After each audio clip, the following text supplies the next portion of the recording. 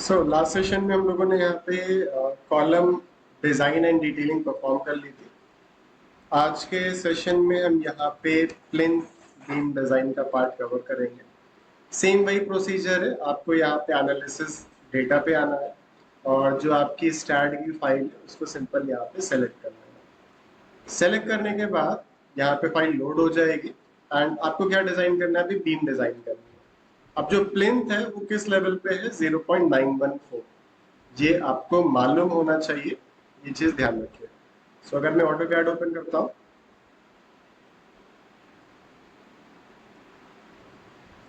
And जो हमने elevation create किए थे, अगर ध्यान हो तो ये वाले हैं आपके।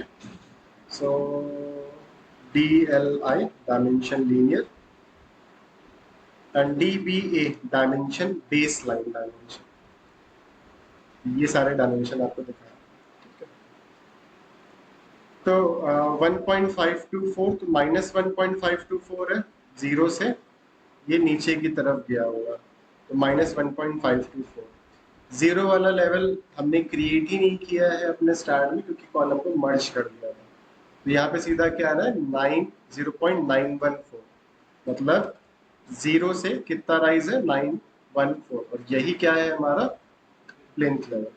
प्लिंथ के बाद नेक्स्ट हमारे पास क्या है, यहाँ पे फर्स्ट फ्लोर। तो यहाँ पे जो मैंने ये डायमेंशन मेजर किए हैं, इंस्टेड ऑफ दिस मुझे जो डायमेंशन चाहिए वो NGL से फर्स्ट फ्लोर की डिस्टेंस कितनी, 4.115।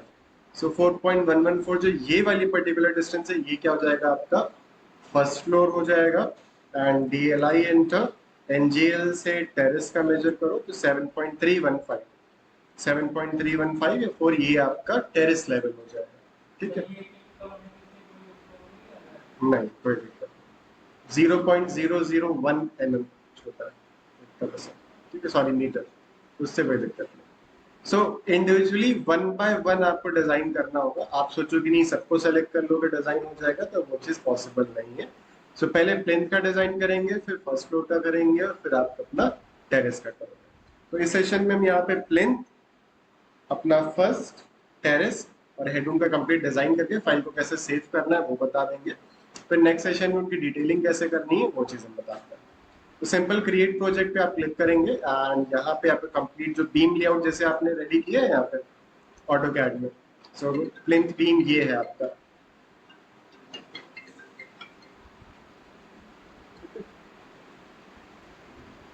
ये प्लिंथ बीम आप देख सकते हो, सेम प्लान आपका यहाँ भी इस तरह से क्रिएट होकर आ जाएगा। ये क्यों आ रहा है, क्योंकि आपने स्टार्ट में इसी तरीके से मॉडल किया था पूरा। ठीक है, आपने ये बीम अलग से बनाई थी ना। यहाँ पे आप देखोगे डिजाइन इनपुट मेन टैब है, इसके नीचे दो टैब्स और दिख रहे हैं, design grouping and beam continuum आपको देखने को मिलेगा। पहले इसको एक्सप्लेन कर देता हूँ। डिजाइन ग्रुपिंग में क्या है, G1, G1 यानी ग्रुप 1। ग्रुप 1 में कितनी बीम है, B1 और B2। तो ये हो गई B1 आपकी और ये हो गई B2। जो सेलेक्ट होती है वो ब्लू कलर से हाईलाइट होगी, जो सेलेक्ट नहीं होगी वो रेड कलर से हाईलाइट होगी। B3, G2 में आपका ये वाला G2 होगा, B3 ये हो गया। फिर G3 में G4 और G5 है, फिर G6, G7, G8, G9, G10 and इस तरह से एक एक करके सारी बीम्स आ जाएंगी।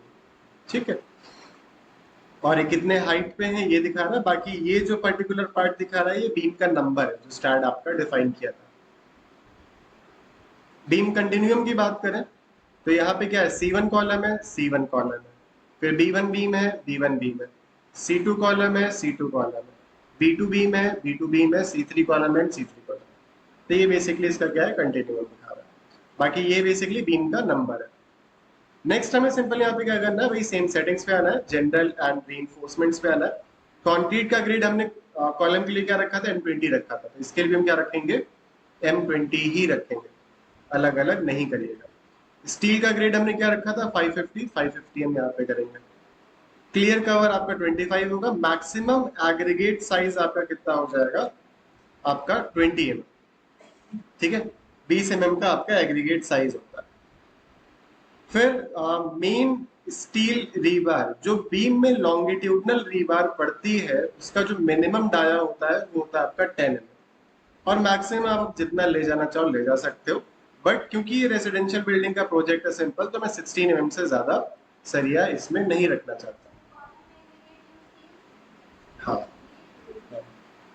कॉलम में अगर याद हो तो यहीं से हमने सेटिंग्स पे आपका कंक्रीट का ग्रेड, स्टील का ग्रेड, कवर साइड में ऑप्शन आता है ना, उसमें भी रखा।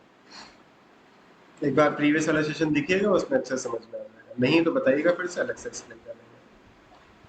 सो मिनिमम आपका 10 हो गया, मैक्सिमम आपका 16 हो गया। आपका शियर स्टील बार मिनिमम 8 हो गया, maximum 12। Side face reinforcement, side face reinforcement तब रिक्वायर्ड होता है जब आपकी बीम की जो डेप्थ है वो 750 mm से ज्यादा होती है, तो बीच में आपके सेंटर में भी एक एक रीबार प्रोवाइड करता है, एक एक या डबल डबल, तो वो हैवी स्ट्रक्चर्स के लिए रहता है, यहाँ पे जरूरत नहीं है। ठीक है, बाकी डक्टाइल डिजाइन करनी है, फ्लैंज बीम का ऑप्शन है, bending and axial force complete design आपको यहाँ पे मिल जाता है। परसेंटेज ऑफ स्टील आप कितना रखना चाहते हैं, मैंने कहा 0.8 से मैंने कहा 2.5% तक, या चलिए भी 4% भी रखो, कोई दिक्कत नहीं। और बाकी स्टीरअप्स की मिनिमम स्पेसिंग, मैक्सिमम स्पेसिंग मैंने कहा यहाँ पे मैं 250 रखूंगा, स्पेसिंग राउंड ऑफ यहाँ पे 5 कर दिया।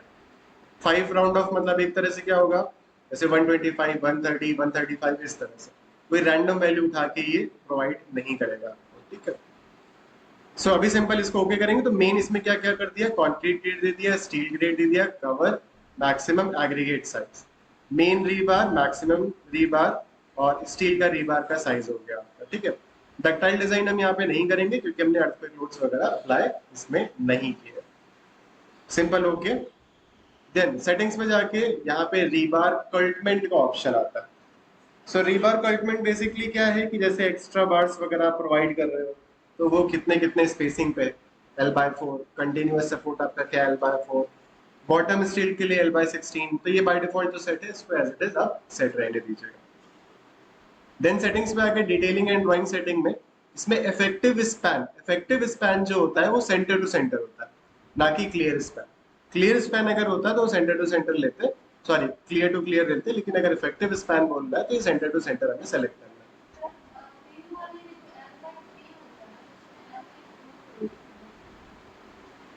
ये आपका वो है, शेयर जोन नहीं है, जो एक्स्ट्रा बार्स पड़ेंगी उनकी लेंथ क्या होगी, ये है आपका। ठीक है, तो जो शेयर आपका बार पड़ता है तो उसके लिए जोनिंग करते हैं, जोन 1, जोन 2, जोन 3। तो जोनिंग का जो डिवीजन करते हैं आपका, तो वो आपका L/3 में होता है, L/3। बट जो एक्स्ट्रा बार्स प्रोवाइड करते हैं वो हमारा हो जाता है L/4। ठीक है, एक्स्ट्रा बार समझ में आ रहा है ना? हम्म, अभी डिजाइन करेंगे तो देखो खुद ही बता देगा। तो ये चीज मेन इंपॉर्टेंट थी इसमें, बाकी और एज इट इज इसको रहने दीजिए। रीबार्क मार्क मैनेजर में जाके इसको आप डी सेट कर लो, जो मतलब डाया है वो टी से ना रिप्रेजेंट होकर डी से रिप्रेजेंट होगा। ओके, देन सेटिंग्स पे आके यहाँ पे preferred bar spacing, provide 2 rebar in the zone और विद 0 बेंडिंग मोमेंट, इस पे आप टिक कर लीजिएगा। इससे क्या होगा कि कहाँ पे अगर टॉप में बेंडिंग मोमेंट अगर नहीं भी आ रहा है तब भी 2 बार एटलीस्ट ये प्रोवाइड करेगा ही करेगा, और 2 बार हमें देनी ही होती है, चाहे आपका फोर्स वहां पे लोड आ रहा हो या ना आ रहा हो। ठीक है, हाँ, एक्स्ट्रा नहीं। जैसे बीम है, ये बीम का टॉप व्यू देख रहे हैं, तो बीम का जो टॉप व्यू रहता है इसमें जो बार पड़ती है डेवलपमेंट लेंथ, और फिर ये इस तरह से जाती है ना, थ्रू आउट आपका रन करती है। तो एक्चुअली टॉप बार में क्या होता है, टॉप में जो कॉर्नर्स होता है इसमें शेयर फोर्स ज्यादा रहता है, तो कॉर्नर पे आपके सरिया ज्यादा लगती है, और टॉप में बिटवीन में यानी मिड में इतना ज्यादा फोर्स नहीं होता है कि आप सरिया दो। तो ये क्या करेगा कि सेंटर में रीइंफोर्समेंट हटा ही देगा, यानी एक तरह से सिंगली बीम रीइंफोर्समेंट डिजाइन करेगा। लेकिन ऑन साइट कंस्ट्रक्शन हमें टॉप और बॉटम लेयर्स देनी पड़ती है। तो हमेशा ध्यान रखिएगा, provide 2 bar in the zone with 0 bending moment पे टिक होना चाहिए।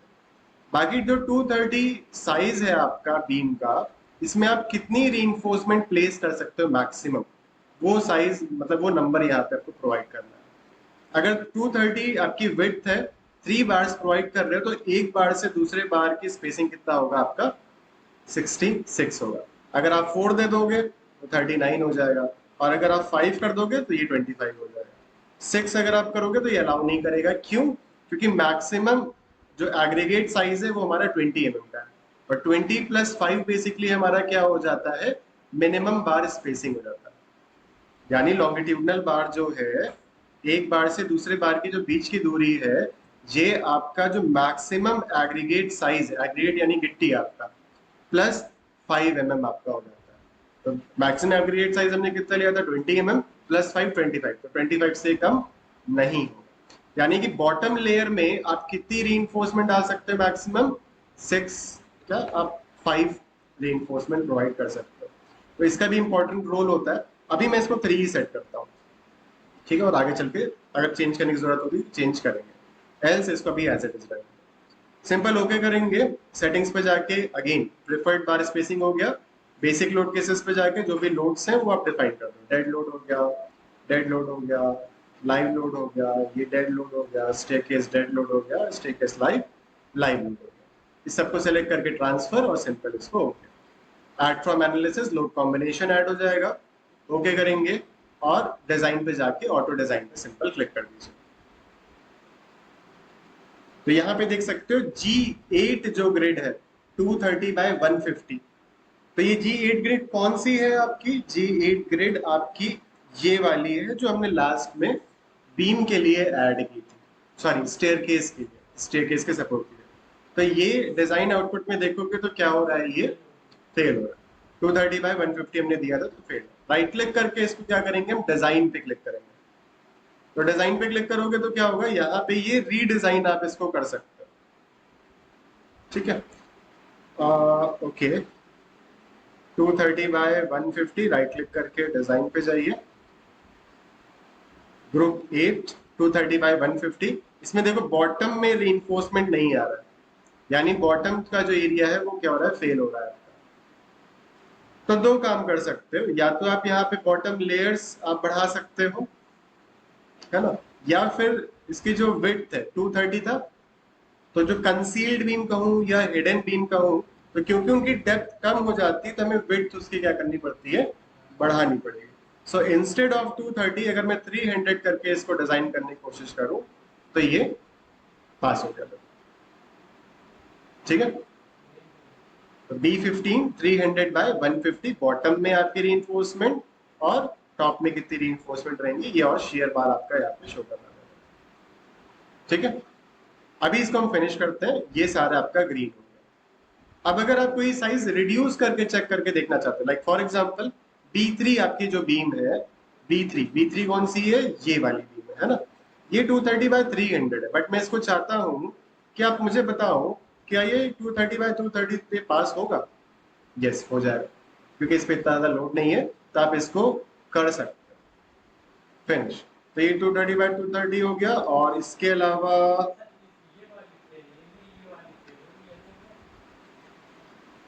ये वाली फेल हो रही थी, और कौन सी नहीं फेल हुई, 19 वाली तो अलग से 230/300 की दी थी हमने, ये 230/150, 230 इसका ये था, 150 इसकी विड्थ। तो अभी जो विड्थ है वो हमने कितनी कर दी, 300 कर दी, ठीक है। सो B3 को भी हमने रिड्यूस कर दिया 230/230 पे, क्योंकि इस पे इतना ज्यादा लोड नहीं रहेगा। बाकी ये कंटिन्यूअस बीम है तो इसको इतना ही रहने दो, और हमें यहाँ पे कम करने की जरूरत नहीं।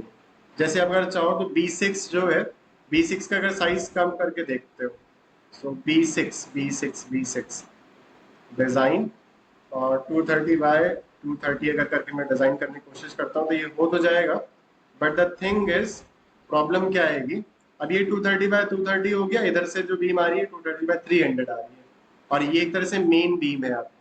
तो जब डिजाइनिंग ऑन साइट कंस्ट्रक्शन होगा तो वहां पे सपोर्ट देने में आपको दिक्कत होगी, ठीक है। तो कुछ चीजें आपको भी ध्यान से समझ के करनी पड़ेगी।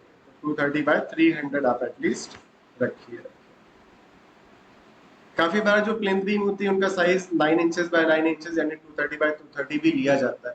तो आप चाहो तो पूरा प्लिंथ बीम का डिजाइन आप 230/230 पे डिजाइन करके देख सकते हो, क्या वो पास हो रहा है कि नहीं। अगर पास हो रहा है तो वेल एंड गुड, काम कर सकते हो, नहीं तो फिर आगे बढ़ जाओ। अब इसमें देखो रीइंफोर्समेंट्स समझते हैं। तो G1 ग्रुप 1 हो गया, B1 और B2 आपका क्या हो गया, बीम हो गई। यानी कि B1 एंड B2 ये क्या हो गई इसकी बीम हो गई। अब इसका साइज क्या है 230 बाय 230, 230 बाय 300, सॉरी 230 बाय 300, और B2 का भी क्या है 230 बाय 300। इसे मटेरियल क्या यूज किया गया है M20 Fe550। अब बॉटम और टॉप रीइंफोर्समेंट, तो इसके लिए वन डायग्राम है यहाँ पे आप देख सकते हैं, सिंपली सपोर्टेड बीम का है एक तरह से। हमारे पास जो बीम है वो कॉन्टिन्यूअस बीम है, तो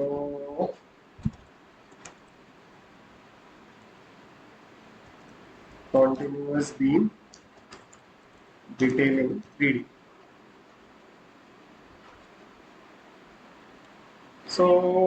यहाँ पे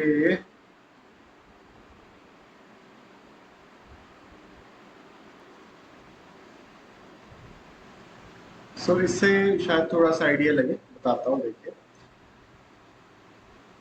bottom left, bottom mid, bottom right. तो यहाँ पे ये जो रीइंफोर्समेंट शो कर रहा है, पहले सिंपल डायग्राम से आपको समझाता हूँ। तो यहाँ पे देख सकते हैं बॉटम का ये एक पूरा रीबार जा रहा है बिल्कुल कॉर्नर वाला, एंड इधर से बॉटम एक बार जा रहा है, ठीक है। बॉटम लेफ्ट ये हो गया कि बॉटम लेफ्ट जोन ये, बॉटम मिड जोन ये, और बॉटम राइट जोन आपका ये हो गया। अब बॉटम लेफ्ट जोन में कितनी रीइंफोर्समेंट है 3 और डायमीटर 16 की। बॉटम मिड में भी कितना है 316 की, और बॉटम राइट में कितना आ गया आपका 216 का आ गया, ठीक है। फिर इसके बाद अगर आप बॉटम लेफ्ट में देखोगे दूसरे वाले बीम के लिए, ये बीम आगे कंटिन्यू होगी। जैसे कि मान लीजिए ये वाला आपका B1 हो गया, ये क्या हो गया आपका B2 हो गया।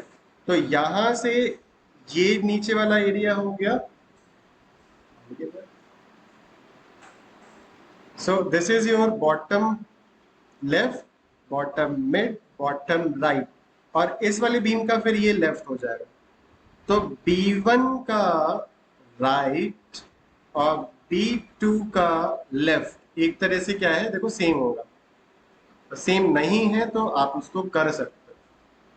दूसरी चीज, अगर ये बीम आपकी जैसे ये एक पूरा बार कंटिन्यू आप कर रहे हो, अब बॉटम लेफ्ट में आपका 16 mm है, बॉटम मिड में आपका 16 mm है, और बॉटम राइट में 12 mm की सरिया आ गई। तो आपको क्या करना पड़ेगा, बीच से सरिया को कट करना पड़ेगा, लैपिंग देनी पड़ेगी, और फिर 12 mm का बार कंटिन्यू करना पड़ेगा। इससे क्या होगा, लैपिंग लेंथ का जो कॉस्ट होगा वो बढ़ेगा, स्ट्रेंथ भी जो होगी वो भी थोड़ा सा वीक हो जाएगी। तो थोड़ा सा कॉस्ट कटिंग ना करके आप 16 mm की थ्रू आउट एक बार पूरी पूरी प्रोवाइड यहाँ पे कर सकते हो, ठीक है। यहाँ पे जैसे आपका D16 3 है, और 2D16 आपका है, यहाँ पे भी आप क्या कर सकते हो 3 कर सकते हो टोटल, ठीक है। और फिर इसके बाद यहाँ पे राइट में अगर 12 mm 16 mm सेम इसी तरह से रहेगा। अब इसको और क्लियरली समझने के लिए जीवन को यहाँ पे आ जाओ डिटेल ऑप्शन पर। तो डिटेल में आप देख सकते हो ये आपका जो ब्लू लाइन दिख रही है ये प्रोवाइडेड रीइंफोर्समेंट एरिया है, और ये रेड वाला क्या है आपका रिक्वायर्ड रीइंफोर्समेंट एरिया है। एक तरह से फ्रंट क्या सेक्शन ही है, हाँ फ्रंट का सेक्शन समझ लो, ठीक है। तो टॉप बार बॉटम बार, और ये है आपका शेयर। तो B1 में अगर आप देखोगे तो B1 ग्रेड आपका कितना है 3D16, और B2 आपका कितना है 3D16, 2D10 और 3D16। ये टॉप के लिए हो गया आपका टॉप का। ये बस एक तरह से आपका एरिया रीइंफोर्समेंट डिटेलिंग है, डायग्राम नहीं है, बस उसका एरिया का क्या मतलब रिक्वायर्ड है, शेयर फोर्स वगैरह जो है आपका वो एक तरह से यहाँ पे शो कर रहा है। कॉर्नर पे आप देखोगे शेयर ज्यादा है कॉर्नर्स पे, और मिड में आपका शेयर फोर्स कम है। बॉटम में वही देखोगे तो मिड में शेयर फोर्स आपका या बेंडिंग मोमेंट आपका ज्यादा है। ब्लू आपने प्रोवाइड किया है, और रेड वाला आपका रिक्वायर्ड एरिया है। तो ब्लू लाइन हमेशा रेड से ऊपर होनी चाहिए। ठीक है, ये चीज। तो 3D16 अब ये 210 जो है इसको मैं डिटेल सेक्शन करके 216 का कर सकता हूँ, जिससे कि लैपिंग वगैरह आपको ना देनी पड़े। तो इसको फिनिश एंड सेम इस 3D16 2D16 2D16 and 3D16। तो आप चाहो तो थ्रू आउट जो आपका एरिया है इसको पूरे को आप सेलेक्ट करके डिटेल सेक्शन करके 316 का आप सेट कर सकते हैं, रिजल्ट आपका सही रहेगा। क्लिक ऑन रीडिजाइन, ये फिर से रीडिजाइन हो जाएगा। फिर G2 को आके सेम इसी तरह से आप डिटेल पे जाएंगे और यहीं से आप चेक करो। तो टॉप में देखोगे 216 है, बॉटम में 216 है और ये आपका stirrup 2 leg diameter 8 at the rate 145 mm centre to centre. फिर G3 को सेम इसी तरह से डिटेल पे जाएंगे और यहाँ पे 316 216 316, ठीक है। टॉप में 316 कंटिन्यू हो रहा है, 310 जो जा रहा है इंस्टेड ऑफ 310 इसको हम डिटेल सेक्शन करके 216 कर सकते हैं, ठीक है। तो साइड साइड का जो रीइंफोर्समेंट है वो पूरा कंटिन्यू चलता चला जाएगा 16 mm का। और एक्स्ट्रा बार्स यहाँ पे देखोगे साइड साइड में आपकी एक्स्ट्रा बार्स प्रोवाइड की जा रही है। तो एक्स्ट्रा बार्स कौन सी हैं? एक्स्ट्रा बार आपकी ये जो बीच में, तो टॉप में जैसे 316 है 1 2 3, लेकिन मिड में ये 216 हो गया, यानी ये वाली कंटिन्यू हो जाएगी एंड ये वाली कंटिन्यू हो जाएगी, मिड वाला आपका L/4 पे आके ब्रेक हो जाएगा, ठीक है।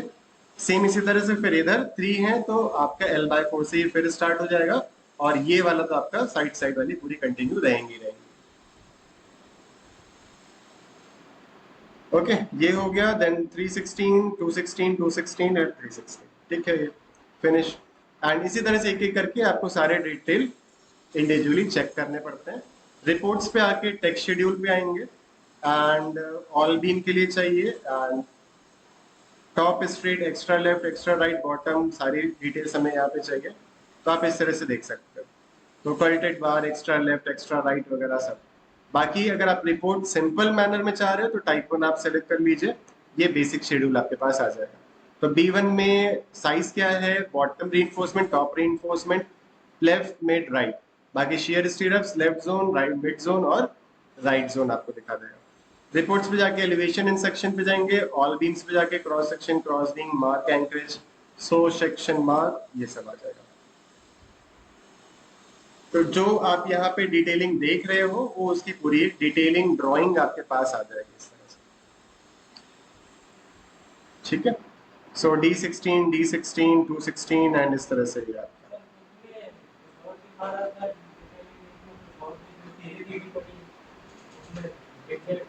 वो ग्राफ है बेटा। हाँ, वो बड़ी बात नहीं, वो एरिया का एक तरह से ग्राफ है बस, ठीक है। जो रेड वाला था वो रिक्वायर्ड है, ब्लू वाला प्रोवाइड करना है, ठीक है। और यहाँ पे सेक्शन कट कर दिया 1 2 3 और सेक्शन की डिटेलिंग यहाँ पे आपको दिखाई देगी एंड सेम इसी तरह से एक एक करके सारी डिटेलिंग यहाँ पे। मेन फाइल को पहले आप सेव कर लोगे।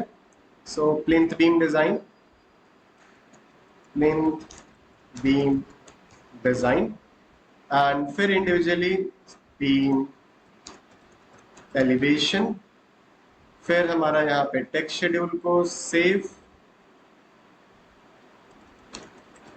टेक्स्ट शेड्यूल और डिजाइन पे आके सॉरी डिजाइन इनपुट पे आके जो ये बीम लेआउट है लेआउट प्लान को भी सेव।